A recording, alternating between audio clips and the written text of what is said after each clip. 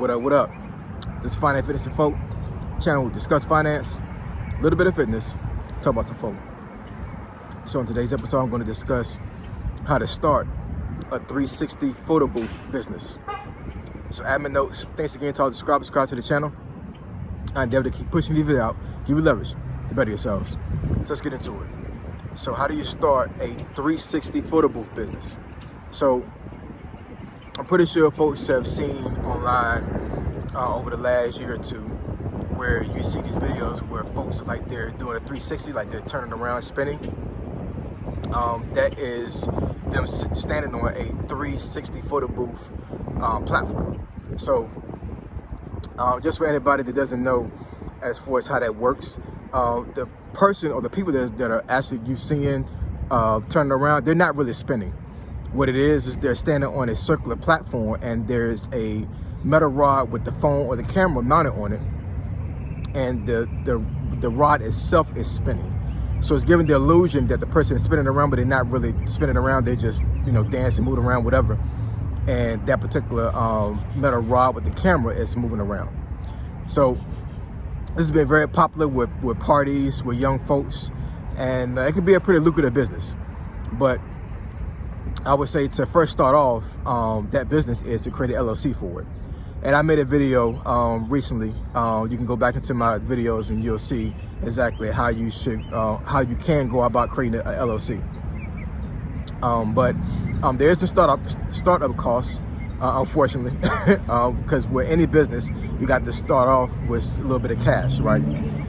So the platform itself, and I'm not going to get into a lot of numbers when it comes to pricing, because I don't want to give any type of false information. So please do your own research when it comes to this. I'm just going to push out some ideas and point you in the right direction as to how you can actually initially start the business.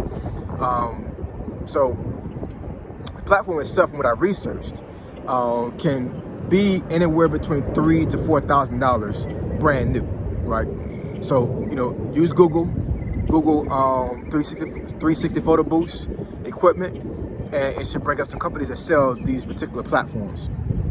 I would say that Facebook Marketplace and Craigslist is your friend, eBay is your friend. So you may be able to get one that's like a hand-me-down, somebody that's already used it. But I would say just be careful with that.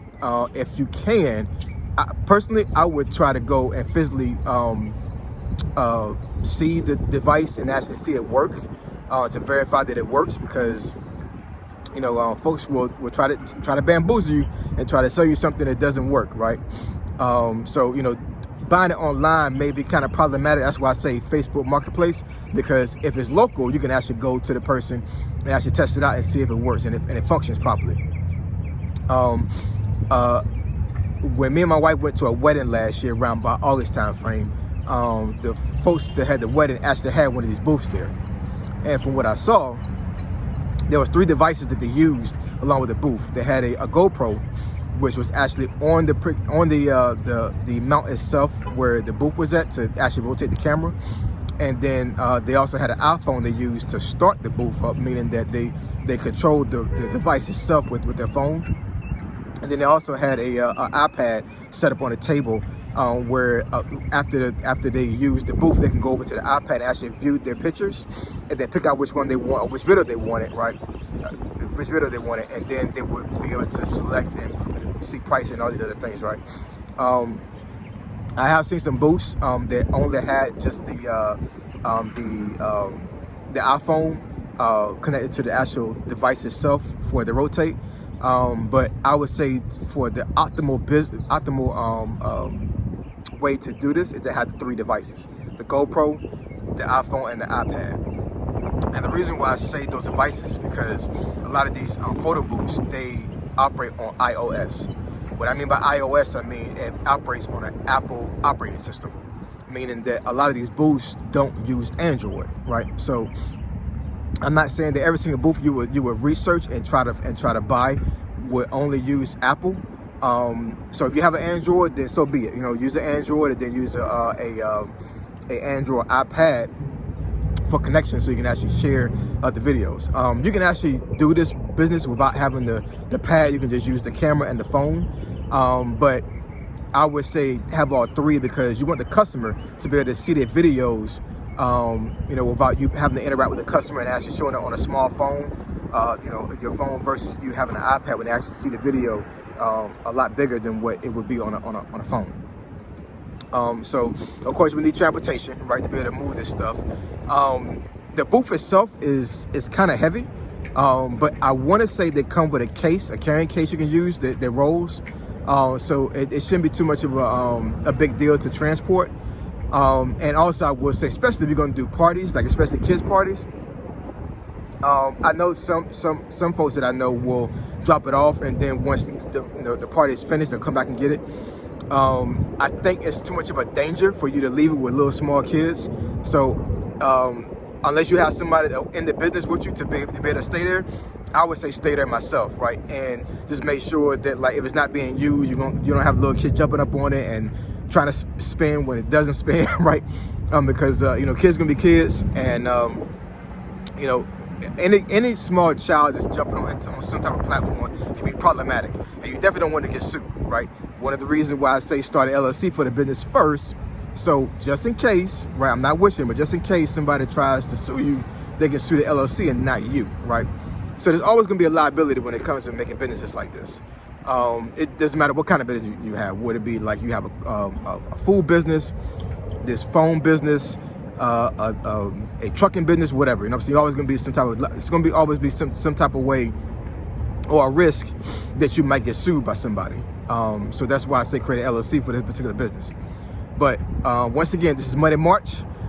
So this is the reason why I'm making this video, because I want to give folks ideas for how to make money, right?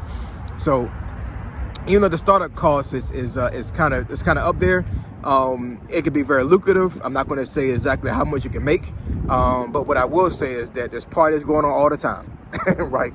So as long as you're able to market yourself properly, I do not believe that this will be a business where you will lose money. I'm pretty sure you will gain money, depending on what kind of area you're in. I would say do your research and see your competition, and try to figure out pricing based off of what you see, right? That's what you should do with any kind of business.